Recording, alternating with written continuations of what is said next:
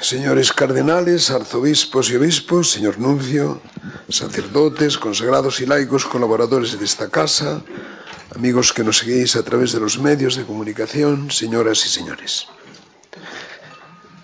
Un cordial saludo para todos al comenzar esta 103ª asamblea plenaria de nuestra conferencia episcopal. Doy especialmente la bienvenida a los hermanos en el episcopado, algunos casi recién llegados de Roma, a donde todos hemos acudido estas 2 semanas pasadas para la visita ad limina. En particular, el señor obispo auxiliar de Santiago de Compostela, Monseñor don Jesús Fernández González, consagrado el día 8 de febrero en la Catedral del Apóstol, en la Catedral Compostelana. Desde nuestra última plenaria han sido llamados a la Casa del Padre el señor Cardenal Emérito de Barcelona, don Ricardo María Carles Gordó, señor Obispo Emérito de Almería, don Rosendo Álvarez de Gastón, y el Obispo Auxiliar Emérito de Barcelona, el doctor Pere Tena Garriga. Los tenemos presentes en nuestras oraciones con agradecido y fraternal recuerdo. Aunque muchos ya hemos podido hacerlo en la Eucaristía que hemos celebrado esta misma mañana, hace un momento, en la Catedral de la Almudena, encomendamos a la misericordia infinita de Dios a los fallecidos en el atentado terrorista cometido hoy hace 10 años en Madrid. Que el Señor cure también las heridas morales de las familias y personas afectadas y que nos conceda a todos la paz. Nos congratulamos muy especialmente de la presencia entre nosotros del señor cardenal don Fernando Sebastián Aguilar, recientemente creado cardenal por el Santo Padre en el pasado consistorio. Aprovechamos esta gratísima ocasión para agradecerle una vez más sus muchos servicios a la Conferencia Episcopal Española, entre otros como secretario general y como vicepresidente. Y le agradecemos también que presida mañana nuestra concelebración de la Santa Misa. Saludamos al señor nuncio apostólico con especial afecto en este momento en que tan cerca acabamos de estar todos del Santo Padre, el Papa Francisco, que el señor nuncio representa en España. Primero, las conferencias episcopales. En su exhortación apostólica Evangelii Gaudium, el Papa Francisco, al referirse a la deseada reforma de la Iglesia Universal y de sus órganos, escribe respecto de las conferencias episcopales. El Concilio Vaticano II expresó que, de modo análogo a las antiguas iglesias patriarcales, las conferencias episcopales pueden desarrollar una obra múltiple y fecunda, a fin de que el afecto colegial tenga una aplicación concreta. Pero este deseo no se realizó plenamente, por cuanto todavía no se ha explicitado suficientemente un estatuto de las conferencias episcopales que las conciba como sujetos de atribuciones concretas, incluyendo también alguna auténtica autoridad doctrinal. Una excesiva centralización, más que ayudar, complica la vida de la Iglesia y su dinámica misionera. Hasta aquí las palabras del Santo Padre. Naturalmente, esta afirmación ha de entenderse teniendo en cuenta que el sujeto primario de la evangelización, como escribe el mismo Papa poco antes, en la misma exhortación apostólica, es en realidad cada iglesia particular, porción de la Iglesia Católica bajo la guía de su obispo, provista de todos los medios de salvación dados por Cristo. La reflexión y sugerencia del Papa sobre las conferencias episcopales parece una buena razón para intentar hacer un balance, aunque somero, de los casi 50 años de historia de la Conferencia Episcopal Española, precisamente cuando nos disponemos a iniciar un nuevo periodo de esta historia con la elección de nuevos cargos para los próximos 3 años. El Concilio Vaticano II, como es bien sabido, repristinó el sentido colegial del ministerio de los obispos, recordando que tiene su origen en el Colegio Apostólico, cuya misión se prolonga en el ministerio de cada uno de los obispos, los cuales precisamente por eso no han de entender su servicio aisladamente, ni como vinculado solo al ministerio de Pedro, sino también al conjunto del colegio episcopal, que tiene al Papa como cabeza. El decreto Christus Dominus del mismo Concilio Vaticano II daba carta de naturaleza a las conferencias episcopales como un instrumento muy adecuado para llevar a la práctica la colegialidad episcopal. Este Sagrado Sínodo, se lee en el mencionado decreto, piensa que es muy conveniente que en todas partes los obispos de la misma nación o región se reúnan con regularidad en una única asamblea para conseguir una santa confluencia de sus fuerzas en orden al bien común de las iglesias, comunicando entre ellos las luces de la prudencia y de la experiencia en deliberaciones conjuntas. Se trataba, por lo tanto, de extender a todo el mundo la experiencia que ya se había venido haciendo con buenos frutos en algunos lugares, y se definía las conferencias del modo siguiente. La conferencia episcopal es como una asamblea en la que los obispos de una nación o territorio ejercen conjuntamente su cargo pastoral para promover el mayor bien que la Iglesia proporciona a los hombres, sobre todo por medio de formas y modos de apostolado convenientemente adaptados a las peculiares circunstancias de cada tiempo. Hasta aquí las palabras del decreto Christus Dominus. La Asamblea General Extraordinaria del Sínodo de los Obispos, convocada por el Beato Juan Pablo II en 1985, para evaluar la recepción del concilio, aportó un valioso impulso al desarrollo institucional de las conferencias episcopales. Los obispos pidieron entonces que se estudiase mejor el estatuto teológico de las conferencias y, sobre todo, que se explicase más clara y profundamente su autoridad doctrinal. Consecuencia de esta petición fue la Carta Apostólica Apostolos Suos de 1998 sobre la naturaleza teológica y jurídica de las conferencias episcopales, que ha clarificado mejor el sentido magisterial de las intervenciones de las conferencias y las condiciones en las que sus enseñanzas pueden constituir verdadero magisterio auténtico. De este modo, las conferencias alcanzaban en este campo una consolidación semejante a la que ya poseían en el campo de su potestad legislativa. No obstante, igual que ha hecho ahora el Papa Francisco en Evangelii Gaudium, Beato Juan Pablo II, al exponer su programa para el nuevo milenio en la Carta Apostólica del año 2001, Novo Milenio Ineunte, también decía que queda mucho por hacer para expresar de la mejor manera las potencialidades de instrumentos de comunión, como la Curia Romana, los sínodos y las conferencias episcopales.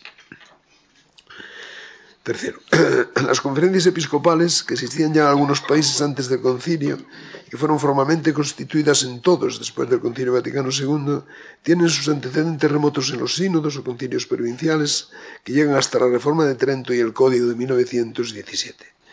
En España, sus antecedentes más inmediatos y propiamente tales se hallan en algunas actuaciones colectivas del episcopado o de algunos grupos de obispos durante el siglo XIX y primeros años del XX, que desembocarían en la constitución de un órgano colegiado estable, la llamada Junta o Conferencia de Metropolitanos Españoles, que se reunió por primera vez en Madrid en 1921, bajo la presidencia del cardenal Almaraz, arzobispo de Toledo. Los arzobispos metropolitanos se encontraron desde entonces con regularidad, y el reglamento de su Junta fue aprobado por la Santa Sede en 1929. Durante los años de la República, las reuniones, en ritmos acompasados con las conferencias provinciales de obispos, se siguieron celebrando 2 veces al año. La Guerra Civil impidió los encuentros, que no se reanudaron hasta mayo de 1939, y se interrumpieron de nuevo los años de la posguerra, hasta 1946. En 1955 se aprobaron los estatutos del Secretariado del Episcopado Español y en los años sucesivos se constituyeron diversas comisiones episcopales y secretariados. La última reunión de los metropolitanos tuvo lugar el 30 de enero de 1965. Hay que notar que el impulso para la organización del trabajo colegial de los obispos no vino solo de motivaciones teológicas, como las enseñadas por el Concilio Vaticano II, sino también por razones de orden social y político. El dominio ideológico del Estado por parte del laicismo a partir de la Revolución Francesa, con variantes constitucionales que van desde el laicismo radical al moderado, hizo necesaria una mayor cohesión en el ejercicio del ministerio episcopal. Los obispos necesitaron unirse con más eficacia entre ellos y con el romano pontífice en orden a responder de modo adecuado a los nuevos desafíos planteados por el Estado laico y por un orden sociopolítico frecuentemente perturbado. Segundo capítulo. La Conferencia Episcopal Española ayer y hoy. El 30 de abril de 1965, durante el último de los intervalos del concilio, los obispos españoles se reunieron en Madrid bajo la presidencia del cardenal arzobispo de Toledo, Plácido Daniel, para estudiar un primer borrador de estatutos de la Conferencia Episcopal.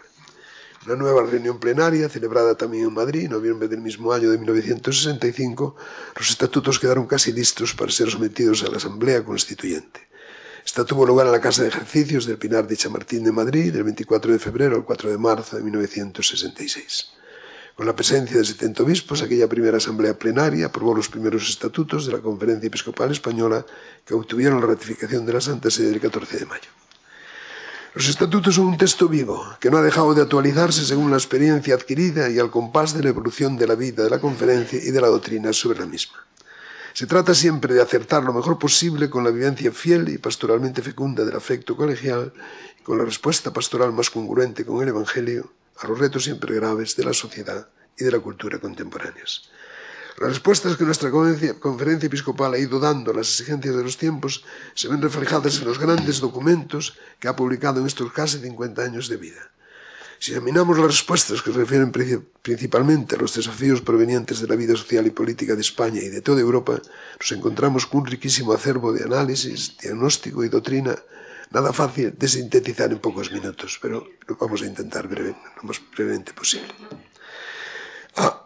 Era necesario, en primer lugar, acompañar a la sociedad y a la comunidad política en la primera época del posconcilio, que coincidía en España con el último decenio del régimen político anterior. En este contexto, la conferencia promovió la recepción de la doctrina católica sobre la libertad religiosa, así como la doctrina pontificia sobre la familia y la transmisión de la vida. La octava asamblea plenaria publicó en noviembre de 1968 un sólido documento de adhesión y explicación de la encíclica de Pablo VI, Humane Vitae.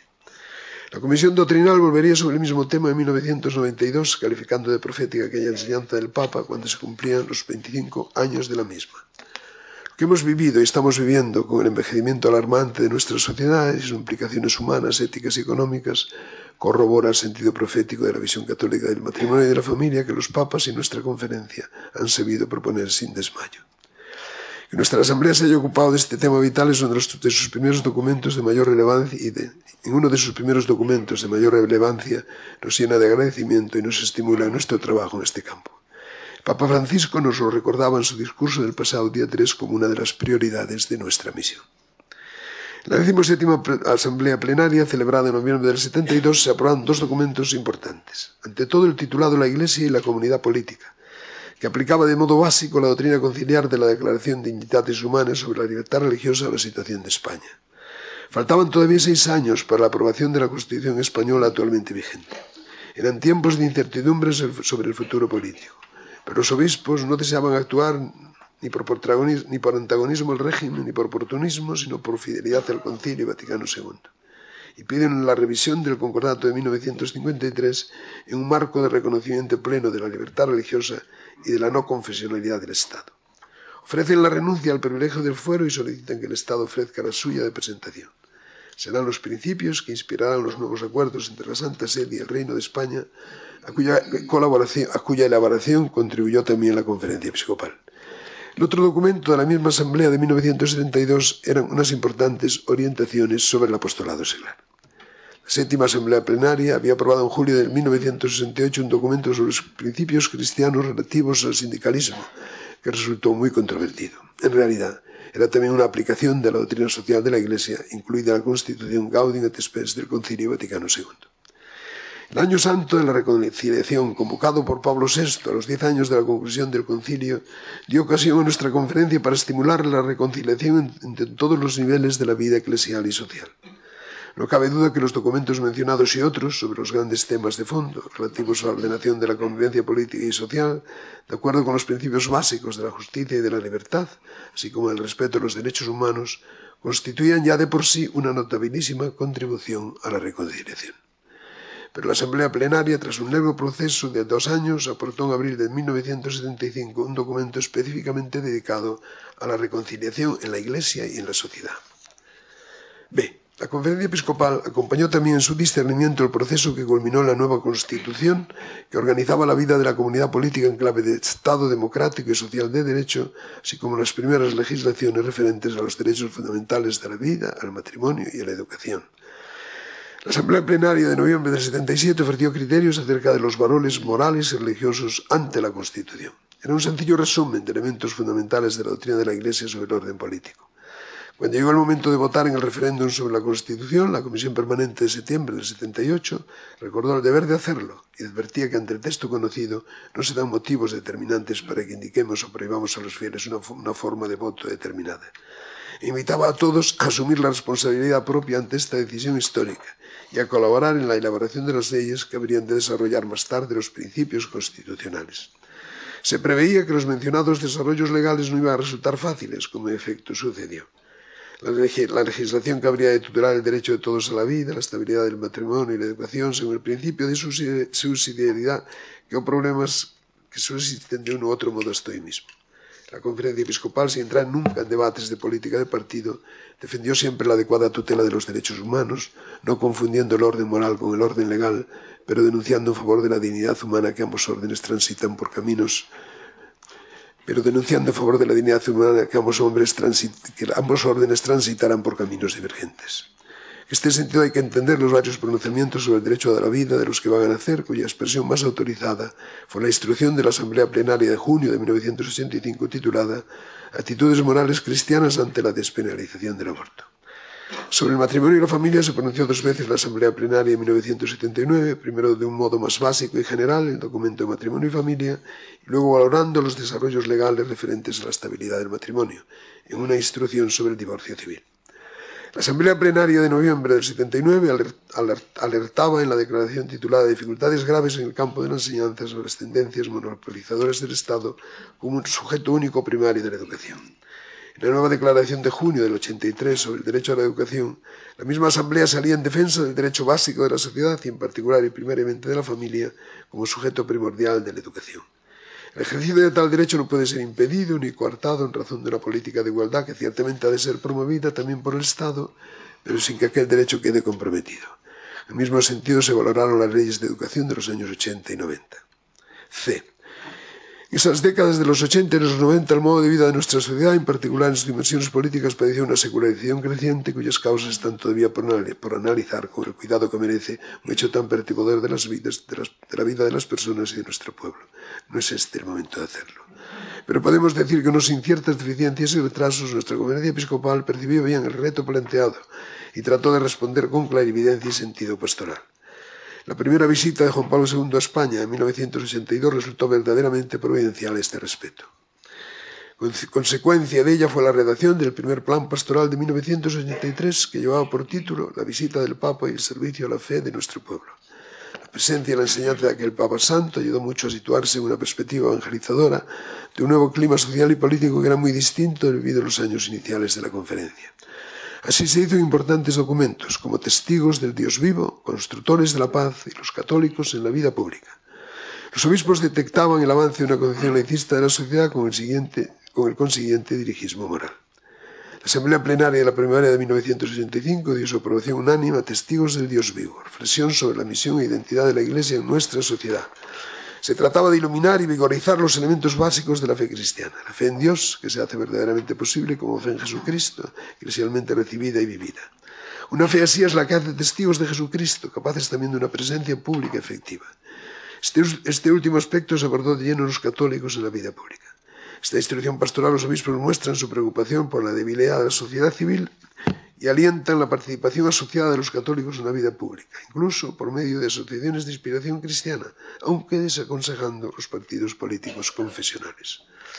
Por falta de tiempo, la plenaria encomendó la redacción final y la publicación de este documento a la Comisión Permanente, que lo aprobó también casi por unanimidad en abril de 1966. En cambio, Constructores de la Paz, aprobado por la Comisión Permanente de febrero de aquel mismo año 86, fue un documento de más laboriosa gestación. Su temática era más específica y en parte más ligada a la coyuntura particular de la escalada final de la Guerra Fría, pero su doctrina sobre el armamentismo y sobre la paz, así como sus referencias a problemas específicos de España, como la reconciliación civil, los nacionalismos y el terrorismo, mantienen su vigencia. Respondiendo al continuado proceso de secularización y a determinadas circunstancias sociopolíticas, la Conferencia Episcopal publicó en los años 90 2 documentos estrechamente relacionados entre sí. La verdad os hará libres y moral y sociedad democrática. La Asamblea Plenaria de noviembre de 1990 publica La verdad os hará libre, instrucción pastoral sobre la conciencia cristiana ante la actual situación moral de nuestra sociedad. Fue un documento de gran eco público que, reconociendo los logros conseguidos en la reconciliación social y la consolidación del Estado de Derecho, denunciaba el dirigismo cultural, el laicismo y relativismo moral en sus diversas manifestaciones. Siguiendo lo ya apuntado en los documentos de los 80, denunciaba también por primera vez de modo explícito la secularización interna de la Iglesia y exponía con amplitud las notas propias de una conciencia moral católica teológicamente fundada en el Dios que es amor y alejada tanto del moralismo como del relativismo. Febrero de 1996, la Asamblea Plenaria, ante la agudización de la situación tratada a comienzos de la década, aborda de nuevo el mismo problema a la luz del magisterio más reciente de Juan Pablo II. La instrucción pastoral moral y sociedad democrática profundiza en las relaciones entre verdad y libertad, entre ley moral y ley civil y entre verdadero y falso pluralismo. El gran jubileo del año 2000 proporcionó la ocasión de una renovada presencia pública del Evangelio que la Conferencia Episcopal quiso aprovechar. Juan Pablo II había concebido en cierto modo su pontificado como un gran adviento del bimilenario de la encarnación del Señor, preparado y celebrado como introducción de la Iglesia en el nuevo milenio. Nuestra conferencia secundó las iniciativas del Papa de muchas maneras, entre otras, con la publicación de 2 documentos de gran relieve: la instrucción pastoral Dios es amor y la memoria del siglo XX titulada La fidelidad de Dios dura por siempre. La asamblea plenaria del otoño del 98, con la instrucción pastoral Dios es amor, adelantando ya en su mismo título a la temática de la primera encíclica de Benito XVI, quiso recordar que en el centro del jubileo de la vida humana se halla la cuestión de Dios, pero no de cualquier Dios, sino la cuestión del Dios vivo. El Dios revelado en Jesucristo como el Dios compasivo, el que sufre con nosotros en el Hijo, el Dios con nosotros. Es aquel cuyo eco resuena en la mente, en el corazón de todo hombre. Es verdaderamente todopoderoso y más fuerte que la muerte. Aquel en quien se cumplen las verdaderas profecías sobre el siervo de Dios, en quien se desenmascaran las profecías falsas acerca de la muerte de Dios. Él es el Dios de los pobres y de los abandonados, fundamento firme de la dignidad y de los derechos humanos. Ya en vísperas del año 2000, en noviembre del 99, nuestra asamblea plenaria quiso entonar el Magníficat de las vísperas del nuevo milenio echando una mirada de fe al siglo XX. Se trataba de dar gracias a Dios por los grandes logros de la Iglesia y de la humanidad, al tiempo que de pedir perdón por los fracasos y los graves pecados del siglo XX, secundando la invitación a la purificación de la memoria lanzada por el Papa a toda la Iglesia. Aquel balance espiritual sigue siendo de actualidad y orienta la mirada no solo al pasado, para ejercitar la memoria de la acción salvífica de Dios en la historia, sino hacia el futuro humano y divino, hacia el que se dirige la esperanza. Comenzando ya el nuevo siglo, no pocos de los problemas del pasado del siglo XX seguían pendientes de solución para la comunidad internacional, para Europa y para España. Entre ellos, nuestra conferencia episcopal abordó el del terrorismo y de sus raíces en determinadas ideologías, como los nacionalismos, mencionados ya en la mirada de la fe del siglo XX como una de las causas de las grandes guerras y violencias del pasado siglo. Es verdad que el problema había sido tocado ya en varios documentos anteriores, pero teníamos pendiente una especie de deuda pastoral que era necesario saldar ante nuestra sociedad, que con razón pedía a los pastores de la Iglesia una mayor clarificación acerca del fenómeno del terrorismo, como ineludible aportación a la paz social y a la justicia para con las víctimas. Con este fin, la Asamblea Plenaria de noviembre del 2002 publicó la instrucción pastoral titulada Valoración moral del terrorismo en España, de sus causas y de sus consecuencias. El centro de este importante documento se halla en la descripción moral de la actividad terrorista y su calificación como intrínsecamente perversa y nunca justificable, pero también fue importante la identificación de un cierto nacionalismo totalitario como matriz ideológica del terrorismo de ETA. La instrucción pastoral Orientaciones morales ante la situación actual de España de la Asamblea Plenaria del año 2006 retomó, entre otros muchos, el tema de los nacionalismos y sus urgencias morales. Ella se remite a la Comisión Permanente en su declaración de octubre del 2012 titulada Ante la crisis, solidaridad. Era necesario volver sobre el tema dado el agravamiento del problema de la posible ruptura de la unidad de España en los últimos tiempos. Reconociendo en principio la legitimidad de las posturas nacionalistas verdaderamente respetuosas del bien común, se advertía de nuevo frente a propuestas políticas encaminadas a la desintegración unilateral de la unidad cultural y política de esa antigua nación que es España. Tales propuestas causan una grave inquietud y, de acuerdo con la doctrina social católica acerca de la secesión, no son moralmente aceptables. Ante la grave crisis económica sufrida por España en el marco de una crisis mundial, la comunidad católica, movida por la creatividad y la discreción de la caridad, acompañó desde el principio a los que más la sufren de muchos modos prácticos y eficaces. Además de los gestos económicos puestos en marcha desde el 2008 en favor de las Cáritas diocesanas, la Asamblea Plenaria del otoño del 2009 hizo pública una declaración ante la crisis moral y económica en la que apuntaba a las causas y a las víctimas de la crisis. El análisis y la exhortación se prolongó en la ya mencionada declaración de la Permanente del 2012 ante la crisis, solidaridad.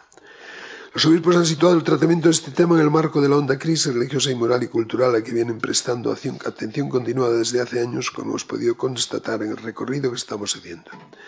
Es una situación que comporta mucho sufrimiento para tantas personas, en especial para las familias, los jóvenes y los emigrantes. El fenómeno de la inmigración, una novedad a la que asistimos en las últimas décadas, al paso de la bonanza económica y de la recesión demográfica, nuestra conferencia, haciéndose eco del trabajo de nuestras iglesias particulares, le ha dedicado y le dedica una especial atención. Pruebas de ello, aunque no únicas, son 2 documentos de la Asamblea Plenaria. El de abril de 1994, Pastoral de las Emigraciones en España, y el de noviembre del 2007, La Iglesia en España y los emigrantes. Tercero, esta segunda parte. Ciertamente la Conferencia Episcopal Española ha acompañado el paso de la vida social y política de nuestro país con especial atención, como era su obligación pastoral y como resultaba especialmente necesario en tiempos de muchos cambios y de muchos problemas. Pero como es natural, su atención más constante, aunque tal vez menos llamativa para el gran público, ha estado dedicada a responder a las necesidades propias de la vida interna de la Iglesia, a orientar las actividades diocesanas con criterios compartidos y a los servicios que nuestras diócesis reclaman de un organismo de coordinación y orientación como es la Conferencia Episcopal. Dada la premura del tiempo, no podremos hoy más que hacer somera referencia a algunas de estas actividades intraeclesiales, añadiendo también una palabra sobre las llamadas cuestiones mixtas. De los trabajos intraeclesiales más relevantes destacan sin duda los referentes a la implantación de la reforma litúrgica querida por el Concilio Vaticano II. La obra de traducción y adaptación de los nuevos libros litúrgicos ha sido impresionante y por lo general muy bien lograda.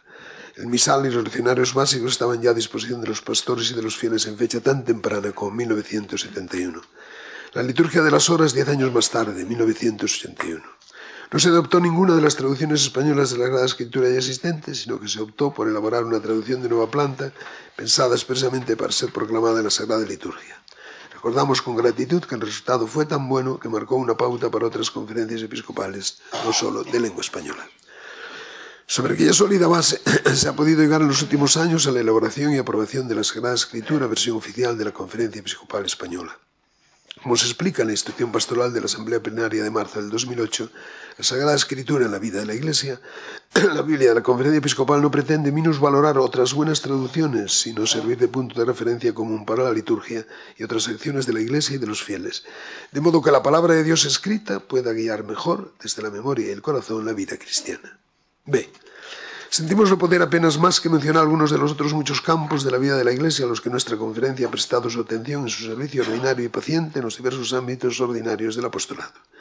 Es muy importante la preocupación por la catequesis y sus instrumentos básicos, los catecismos, de los que no podemos dejar de nombrar a Jesús el Señor, 2007, y Testigos del Señor, 2013. Este último verá la luz próximamente. En la instrucción que Dios mediante estudiará esta asamblea plenaria, custodiar y promover la memoria de Jesucristo, se pone de relieve el trabajo de la conferencia sobre la catequesis y los catecismos, en especial después de la aparición del catecismo de la Iglesia Católica.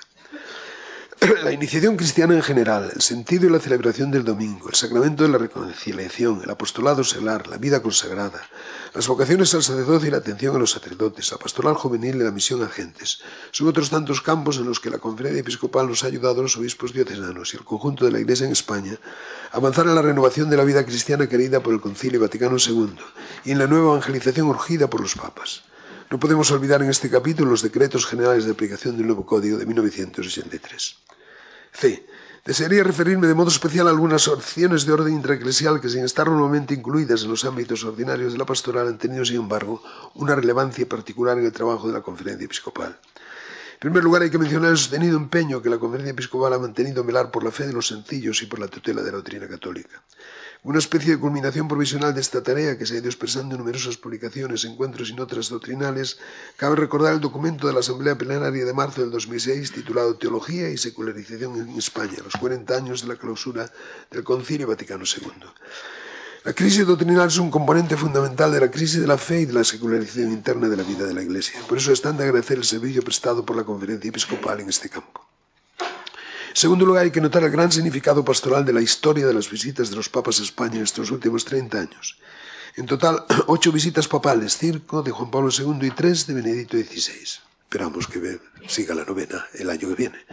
Su relevancia para la vida de la Iglesia en España difícilmente será sobrevalorada. La intervención de la Conferencia Episcopal en la preparación, realización y posterior recepción de las visitas pontificias ha sido ciertamente decisiva.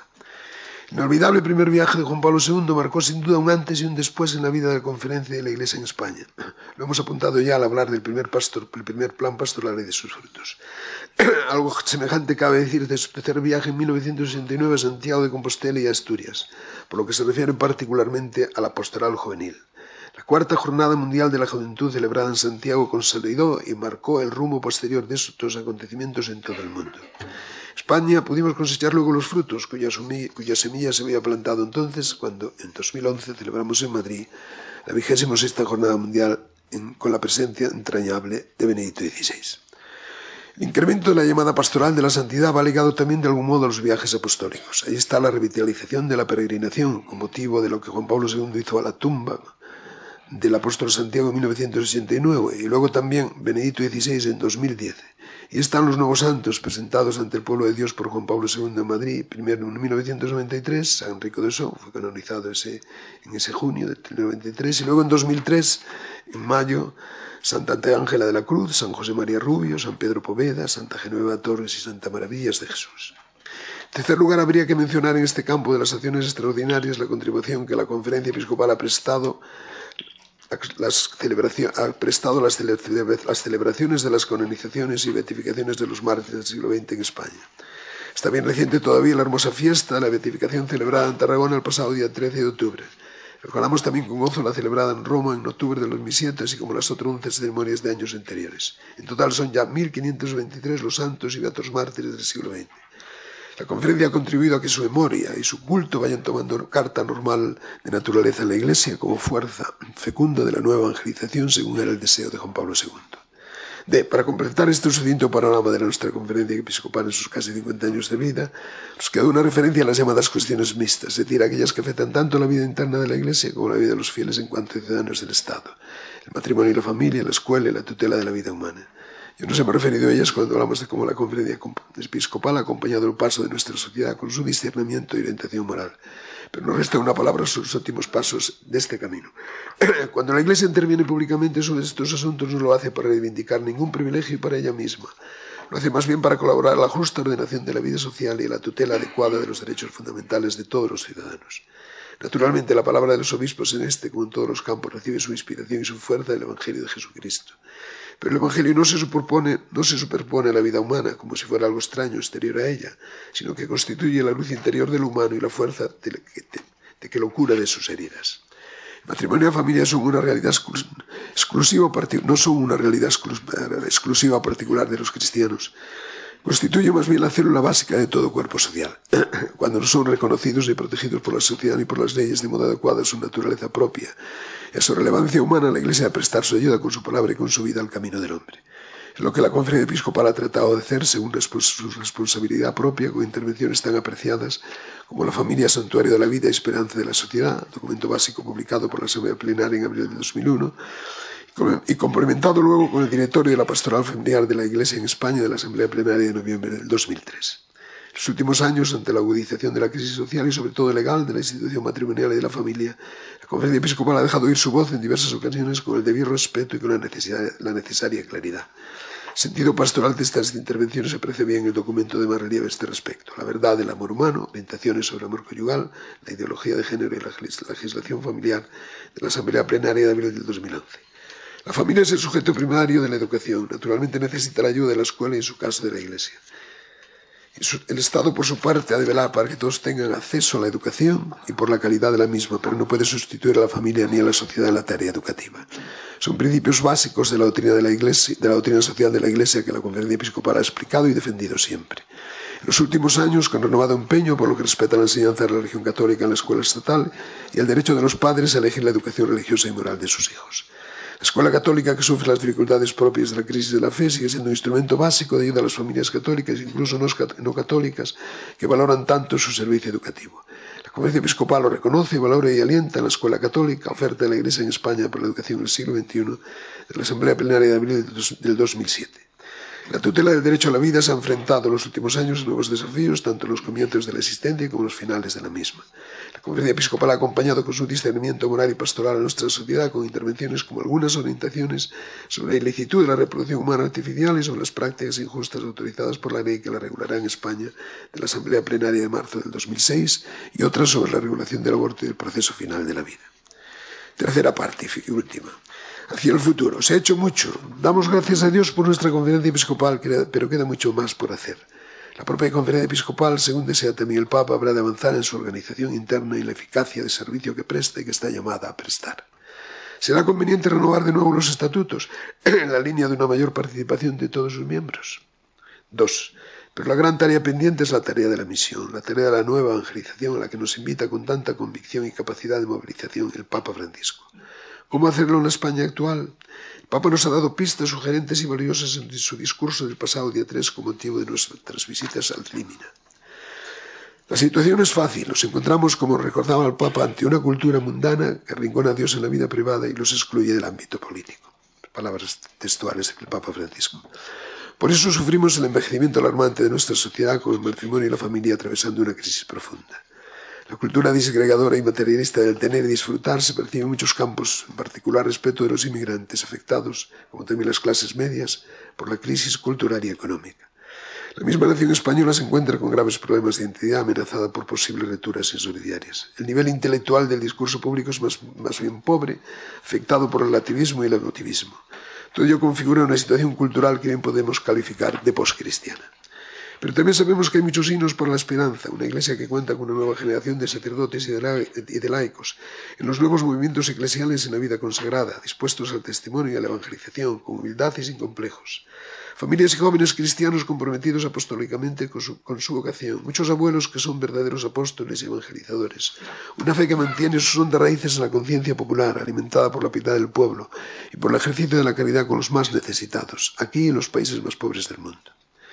3. Por nuestra parte, los obispos españoles, según nos ha recordado el Santo Padre, sabemos que no estamos solos, que el Espíritu de Jesucristo y el Santo Pueblo de Dios nos acompañan. Por eso no ahorraremos esfuerzos para abrir nuevos caminos al Evangelio, como quiere el Papa, en un verdadero estado de misión permanente. Queremos ser, cito palabras suyas, hombres no condicionados por el miedo de aquí abajo, sino pastores dotados de parresía, de valentía espiritual, capaces de garantizar que hay en el mundo un sacramento de unidad a la Santa Iglesia y que por eso la humanidad no está destinada a la disgregación y al desconcierto.